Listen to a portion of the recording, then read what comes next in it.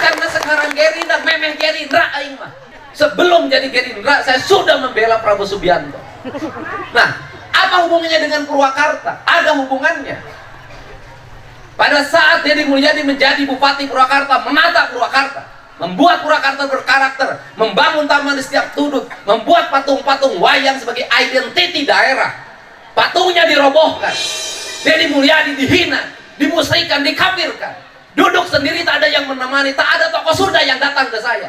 Satu-satunya orang yang datang adalah pergi dari Inggris, naik pesawat turun di Jakarta, besok paginya menemui saya adalah Hasim Joyo Hadikusumo. Yang lain gak ada. Kalau ngomong Sunda hari ini gak ada yang bela. Cing, lalajo aing, salah serian. Ditekan, dihina oleh banyak orang. Tidak ada yang membela. Orangnya datang ketemu saya. Mana Pak Deddy? Mana Bupati Purwakarta itu? Saya datang pakai sendal jepit. Saya Bupati Pak. Oh ini. Sudah, tenang saja, nggak usah takut. Saya bantu, nanti patung-patungnya kita dirikan lagi dan saya keluarin uang untuk membantu ini semua. Belum ada politik, tidak ada kepentingan. Disitulah saya berjanji,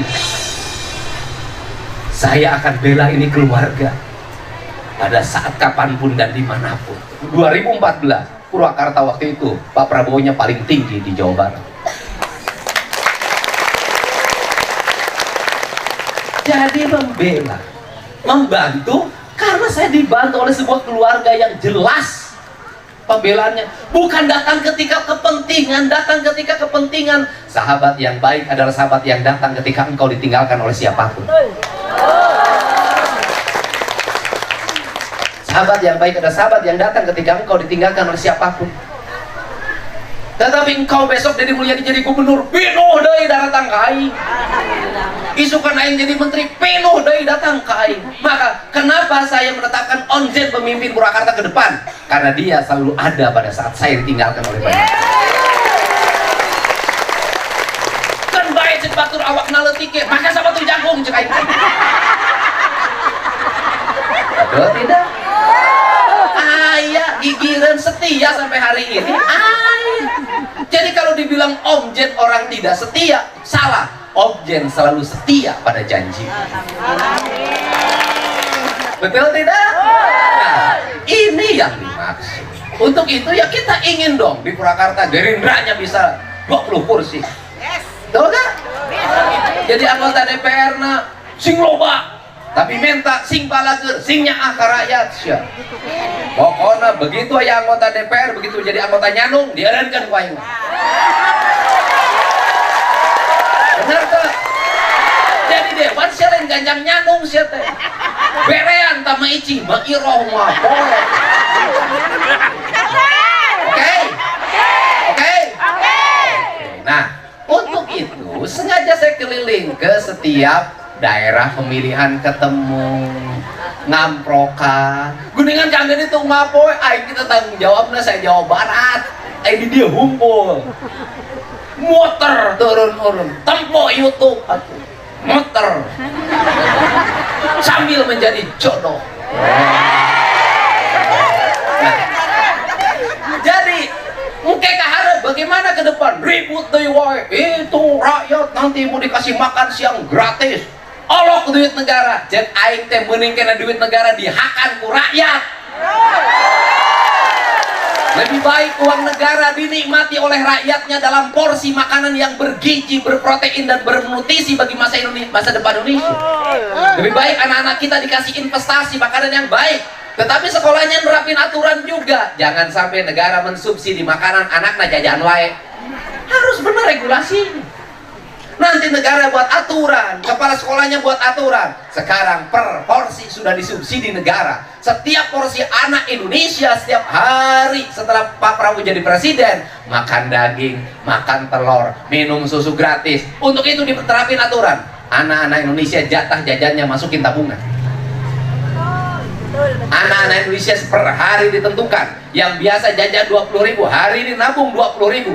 Yang biasa jajan 10.000, hari ini nabung 10.000. Untuk apa? Agar anak-anak Indonesia punya masa depan, punya investasi. Tapi nabungnya jangan di sekolah. Atur perbankan datang ke sekolah, jemput uangnya, kerjasamakan dengan Bank Jabar, dengan BPR, dengan BNI, dengan BNI. Kurang di sekolah dicekal guru nabisin pohon kapake. Mungkin lihat tiap kenaikan kelas pusing. Kenapa kan gak tahu? Lanjut aing baheula guru. Tiap kenaikan kelas bapak aing sok pusing. Naon sababna kudu ngagantian duit murid duka pake. Nah, ini harus dilakukan. Kebayang porsi makan diganti sama yang bernutrisi, yang bergizi, dikasih susu anak-anaknya, pertumbuhannya semakin baik, anak-anaknya tiap hari nabung. Penting. Kenapa? Indonesia hari ini krisis moralitas. Yang disebut moralitas bagaimana? Kieu budak horana teu boga rasa jeung rumasa. Saya ini tukang bagi. Suatu saat nggak usah sebut namanya, ada ibu-ibu ingin berobat mata. Saya kasih 1,5 juta berobat bu. Saya kemarin ketemu, Bapak, kunaon? Artos teh dianggo berobat sadayana. Terus dianggo naon? Eta pancen si ieu hoyong meser HP. Banyak sekarang anak-anak muda bergaya orang kaya.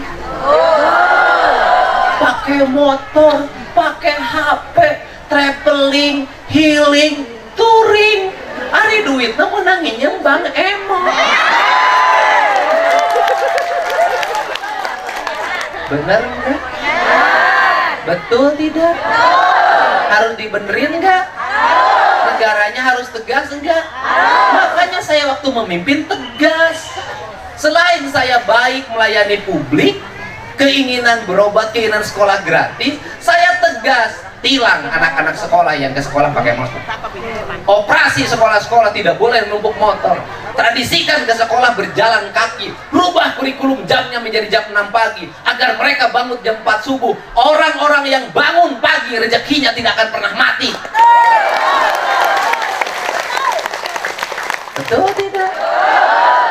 Cek silakan Deddy Mulyadi jam 4 sudah bangun. 4:30 sudah keliling naik sepeda. Tradisi ini terbawa sampai sekarang, tidak pernah berubah. Saya membangun Purwakarta, iya air cicing sorangan ada wadung ngabaturan ini deh. Saya bangun sebuah kampung namanya Lembur Pakuan. Saya beri contoh bagaimana beternak yang baik, bagaimana ternak melahirkan gas, bagaimana gas masuk ke rumah penduduk, bagaimana kebersihan dijaga, bagaimana orang empatik satu sama lain. Saya bangun itu. Nah, sekarang harus dilakukan. Pemimpinnya nggak bisa pemimpin ngikutin. Sepanok baligo dendek, bener kan? Bandera, bener kan? Ada jamnya, ada jatahnya. Per hari ini. Kebersihan tetapkan. Setelah saya cek kemarin, ketemu sama tukang sasapu, Pak Aripo. Kunaon 5 tahun naik gaji. Aing 5 tahun ka tukang ngagaji tukang sasapu geus 2 juta. Geus 6 tahun tukang sasapu 2 juta kene. Ari tunjangan pejabatan narai. Ari mobil pejabatna aralus. Ari acara pejabatna teu eureun-eureun. Ai tukang sasapu nu ngabersihanana teu naik gaji tukang truk 2 juta. Usia hakan ta 2 juta mahimot. Saya prihatin. Harusnya sudah berapa? Harusnya sudah 3,5 dong, minimal 4. Gaji RT, ku aing ditinggalkan baheula 600, tapi ka ayeuna 600.